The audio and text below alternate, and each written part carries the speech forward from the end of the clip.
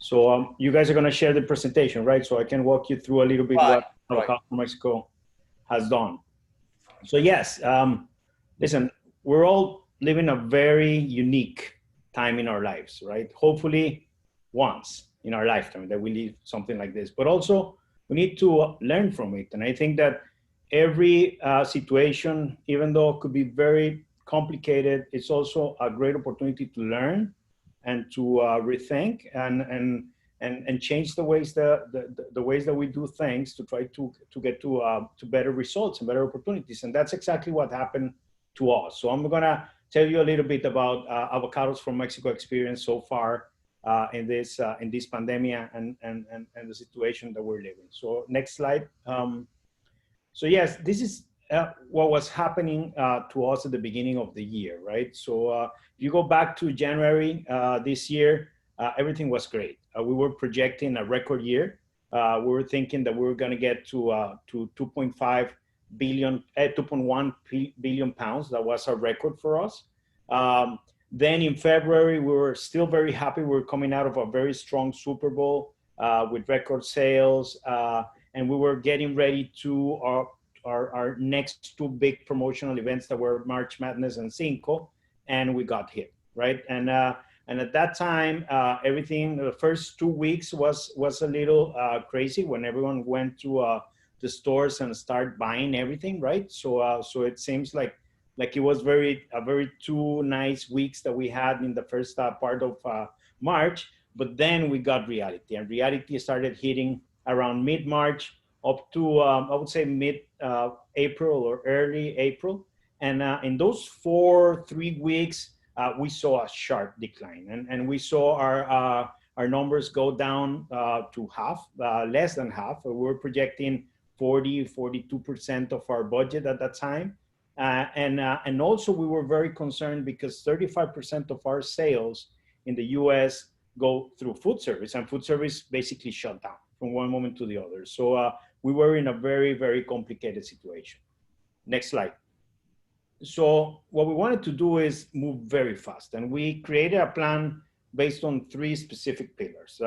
First, we needed to assess the impact, understand what was happening, and try to move fast and do a short-term action plan that will take us out of that situation that we were living. And the third part will be how to plan for the future and live with that new reality that we're facing right now. So to assess the impact, the first thing that we need to do, obviously, is secure the team. We need to be sure that everyone was fine, that we didn't have that additional concern that people were at the office, that they could get sick. So we sent everyone home. We started working 100% from home in March, and tried to keep it like that. And up to today, we're still working from home now on a voluntary basis, but it worked very well for us. So we took that thing out, and we were very sure and very happy to have our team secure.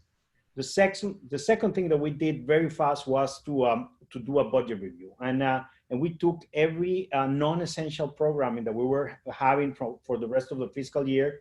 Our fiscal year ends up in June, so we still had some months in there. And we started cutting some fat that we had in that budget to be sure that we have funds that we can allocate in the short term to try to react and create that short-term action plan that we needed. The third part is that we increased communication with stakeholders, and we basically created an ecosystem of communication between board members, importers, clients, the team, to be sure that everyone was aware of the situation, but also that we understand the situation that each one of those players were living and what they were learning about the virus of the situation, so we can take advantage of that. And that takes me to the fourth point, that was being as intelligent as possible in that situation. So we started getting all the syndicated studies that we can to understand the situation. We put some specific people from our company in specialized forums to understand what was going on in food service, what was going on in retail, in different parts. And we moved very fast with some vendors and created an ad hoc avocado assessment of the virus and the situation to understand how we were being affected and how can we react positively to try to recuperate volume.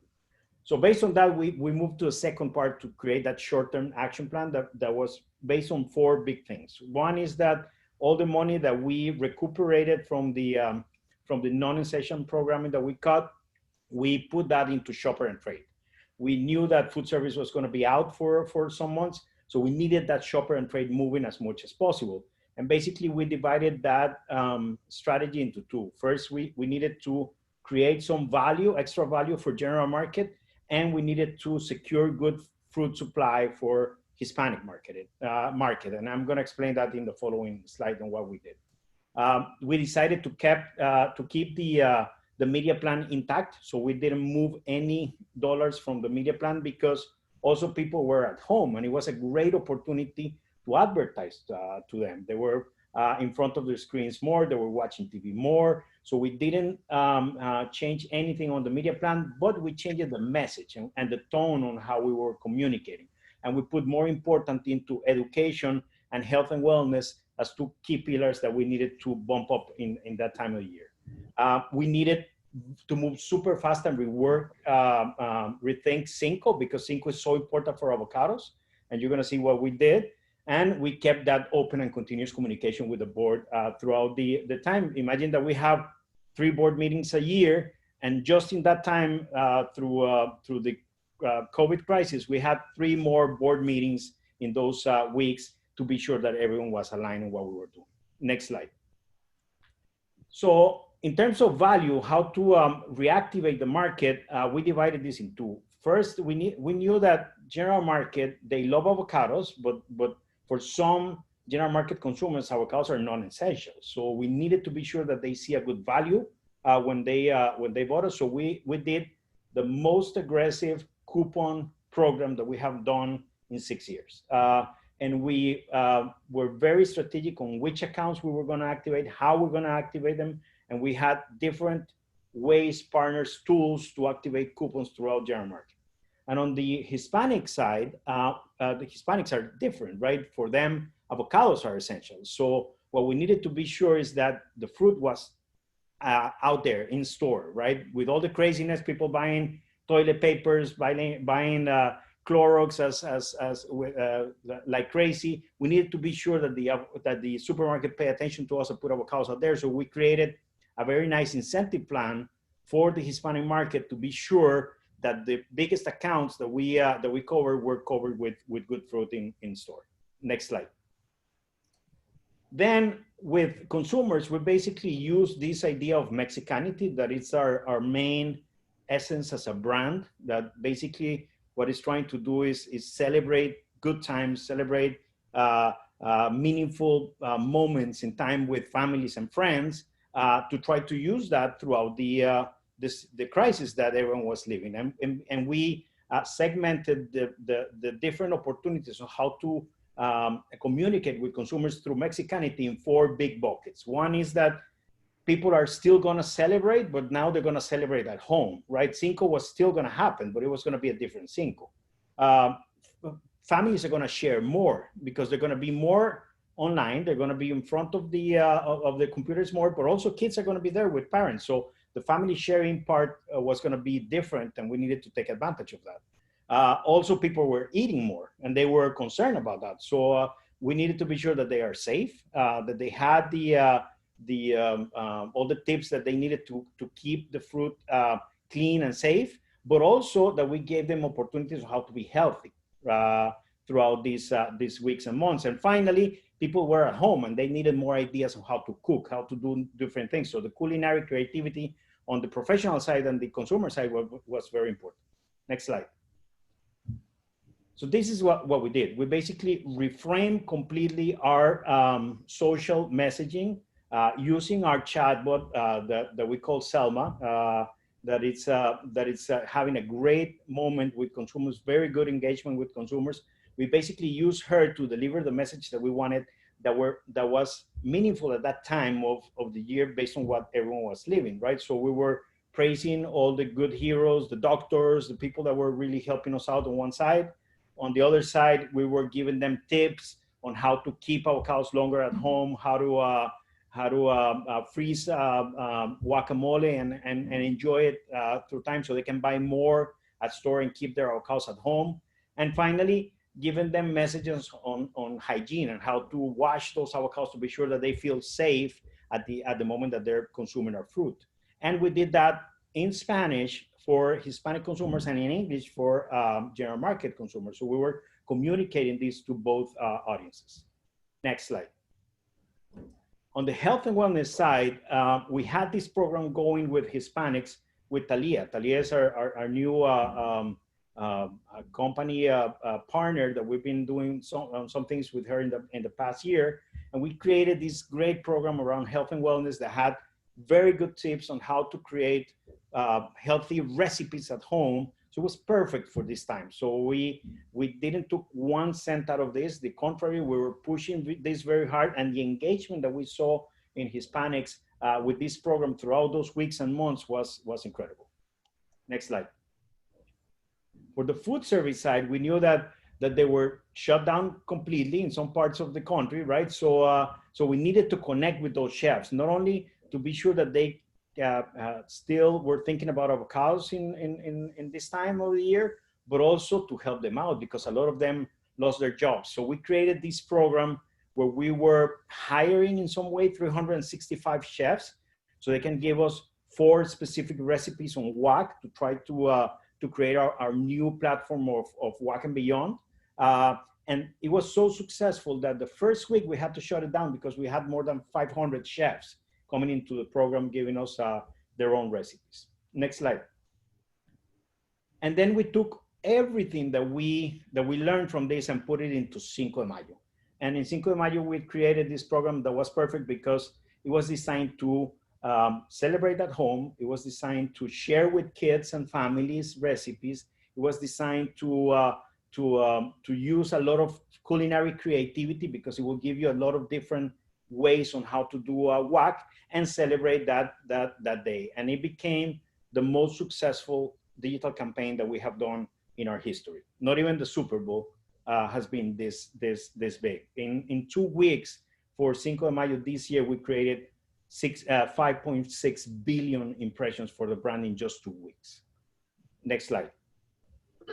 So where do we go from here? This is the third pillar, right? So we need to understand that we're in a new reality and we need to move ahead with it. And we have 5 very important things that we want to be sure that we accomplish in the following year or 2 years. One is that we wanted to accelerate the market or change the dynamic of the market in terms of volume for avocados. Why is that? Because we're still depending a lot on sports events. So the Super Bowl is very important for us, but now we're in a very complicated situation because we don't know if there's going to be a Super Bowl. We don't know if NFL is going to be the same, right? So we don't want to depend 100% on those big events. So we want to change the dynamic, and we're doing a very strong push throughout the summer and fall to try to create a lot of excitement of avocados in the first part of our fiscal year compared to the second part of our fiscal year. So it's a big change for the company in terms of strategy and shopper promotions. The second part is that we wanted to focus more on bags that we have done in the past. And why is that? Because consumers, they don't want to touch fruit. They want to move fast. They want to go to the supermarket and don't spend a lot of time in there. So bags are perfect just to take home some units at the same time. And also it's very interesting for us because it's giving us the opportunity of putting more units per trip that we usually do if they buy bulk. So bulk's still king, is still the biggest part, but the amount of momentum that we're seeing in bags is growing, and it's going to continue growing. Third is that we're revising a little bit the education strategy to try to be sure that we keep those key messages on hygiene and health that we need throughout the year. Fourth is e-commerce. We've been working with e-commerce in the past 2 years, and we've been very successful in what we were doing, but now it's a different game. Now e-com more than duplicated for us. We know that when the virus it's going to be over, this is going to come down a little bit, but still it's going to be much higher than it was in the past. So we are preparing ourselves to be the most important player in e-com in produce.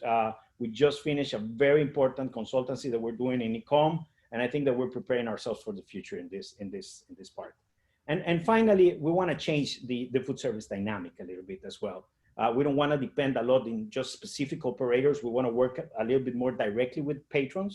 We're creating a very strong patron program to try to communicate with consumers when they are in that mindset and don't have to rely 100% on what a specific account wants to do. Okay, next slide. So the end of the story is that we did great.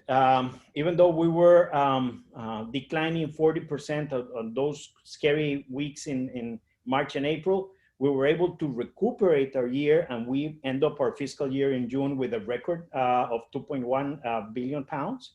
And we just had the most amazing, the best July in our history as an organization this past July. So sales are doing great, things are working out. We're still looking at the market very closely to try to move and change if we needed to, but we feel very good with the things that we developed for this situation. And hopefully this is interesting for you guys. Thank you.